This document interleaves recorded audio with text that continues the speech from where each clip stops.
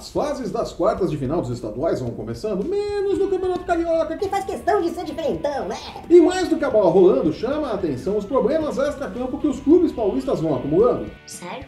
Pior é a situação do São Paulo, que vem jogando mal e a todo momento arruma um problema novo para bagunçar um ambiente naturalmente bagunçado por anos de falta de comando. É a casa da mãe Joana, né?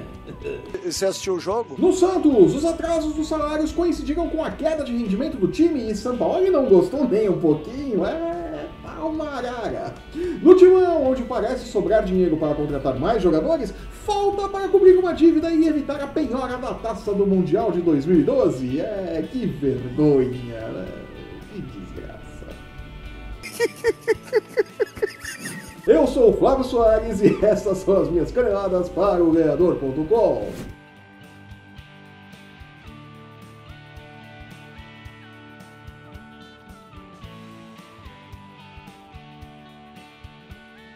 Enquanto os estaduais vão entrando em suas fases decisivas, os bastidores da bola vão fervendo, principalmente em São Paulo e no São Paulo. Ele acha que ele é bom ainda, hein? A Nau Sem Rumo, que é o tricolor do Morumbi, conseguiu arrancar sua classificação às quartas de final do Campeonato Paulista e com problemas de elenco e cartolagem até as orelhas, eu me pergunto se foi mesmo um bom negócio para o São Paulo chegar até as quartas de final do Campeonato Paulista, né?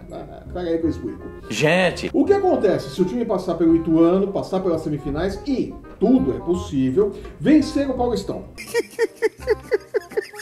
Imediatamente se cria um cenário falso de que tá tudo em ordem com o time, que o time se encontrou, e o preço dessa ilusão vai ser pago durante o Campeonato Brasileiro. O ambiente do São Paulo, assim como o elenco, não é bom.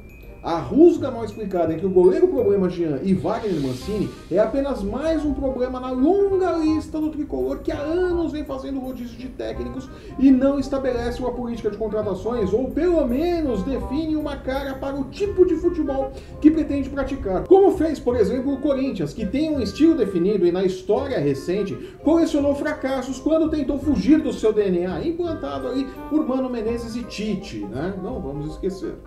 Ideia de equipe formada e formatada, ela está na base da sua equipe. Seguir no Paulistão não parece ser o melhor caminho para o São Paulo, mas ficar 39 dias sem jogar e muito provavelmente sem o comando de Cuca, o técnico do Pica-Pau Amarelo, que manda, mas não manda no time, poderia ser pior. Você veio antes do tempo! O ponto é que o São Paulo é um imã de problemas nos últimos anos, e falta apenas um rebaixamento para fechar o ciclo completo da desgraça, né? Se não corrigir os erros logo, poderá curtir uma Série B em 2020, como já fizeram outros grandes. A parte boa é que esses grandes, quando voltaram da Série B, voltaram melhores. Pode ser aí, de repente, uma esperança pro torcedor do São Paulo, porque a coisa tá feia, vamos falar sério. Gramado também. Indo para a Zona Leste paulistana, Danilo Avelar. Nunca critiquei. Começa a repetir em 2019 o que fez Jô em 2017, após marcar o gol da vitória do Corinthians sobre o Palmeiras no Campeonato Paulista daquele ano. Na ocasião, o atacante, que era reserva de Casim, olha só que vergonha, era reserva do Casim. Gente! Entrou durante o jogo quando o Timão tinha um jogador a menos e fez o gol da vitória. O resto todo mundo já sabe, virou titular, artilheiro do Brasileirão e campeão paulista e brasileiro. Glória a Deus. Muito criticado no início da temporada, na verdade as críticas vêm desde a temporada passada, né? Avelar dá a volta por cima a partir do gol que deu a vitória ao Timão sobre o Palmeiras na fase de grupos do Paulistão deste ano.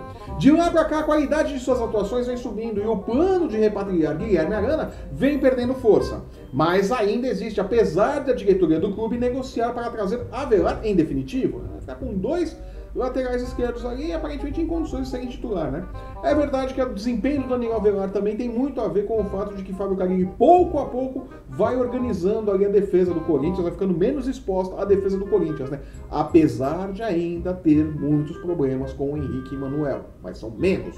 A defesa está começando a se organizar e Danilo Avelar começa a ter mais segurança, começa a ficar menos exposto e a ter mais segurança para chegar ao ataque, começar a render o que ele poderia render desde o começo. É isso mesmo, é bem claro, né? Uma mudança bem grande na parte do elenco. Quanto a essa negociação aí de trazer Guilherme Arana e manter Danilo Avelar, estamos falando aí de alguns milhões de reais. E é exatamente por conta disso, mostrar que tem dinheiro para gastar com jogadores, que a Justiça penhorou a taça do Mundial de 2012 do Corinthians por conta de uma dívida do clube como uma faculdade. Sério?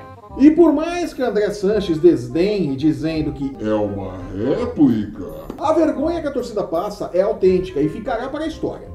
Vergonha desnecessária, pois trata-se de uma dívida de pouco mais de 2 milhões de reais, o que no universo do futebol é quase nada. Bem menos do que os valores para contratar Avelar ou repatriar Guilherme Arana, por exemplo, né?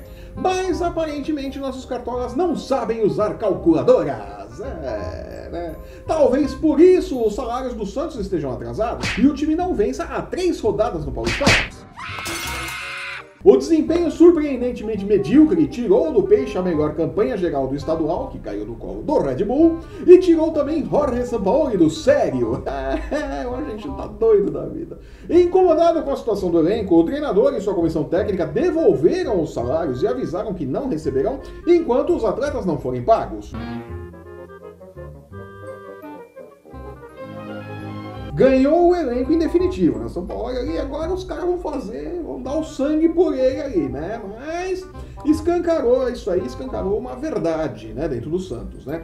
A classificação do Santos para as semifinais do Campeonato Paulista vai depender não só do futebol em campo, mas também da entrada ou não de dinheiro na conta corrente dos jogadores, né? Vamos falar sério, né? Se não pingar cascalho ali, dificilmente o Santos classifica, né? Essas coisas de diálogo, de conversa bonitinha, de palavras bonitinhas, não funciona. E neste final de semana começam as quartas de final nos estaduais no Rio Grande do Sul e em Minas, mas não no Campeonato Carioca, de regulamento mais complicado que a grade de horários das reprises do Chaves no SBT. É uma zona.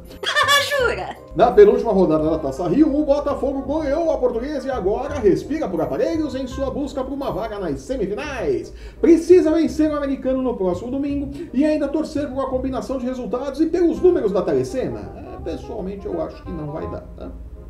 E precisando partir para uma nova rodada de remédios para tratar desta virose maldita que me pegou nesta semana, fico por aqui. Eu sou Flávio Soares e estas foram as minhas caneladas para o Ganhador.com. Chega! Chega! Chega! Chega! Se você está assistindo esse programa pelo YouTube, aproveite e assine nosso canal e não perca nossos programas sobre NFL, UFC, basquete e MMA. Acesse o Ganhador.com e não perca um lance do seu esporte preferido e os odds das casas de apostas para as principais competições esportivas do mundo e para as chances de o Corinthians conseguir outra réplica da taça do Mundial de 2012 com a FIFA, né? Vai que cola! Deixe seu curtir e seu comentário e siga o Ganhador no Facebook, no Instagram e no Twitter para não perder um lance do seu esporte favorito. Os links estão no post que acompanha este vídeo. Eu volto na próxima quarta-feira comentando os destaques do final de semana no Futebol Brazuca e os jogos do meio de semana. Até lá! Tchau!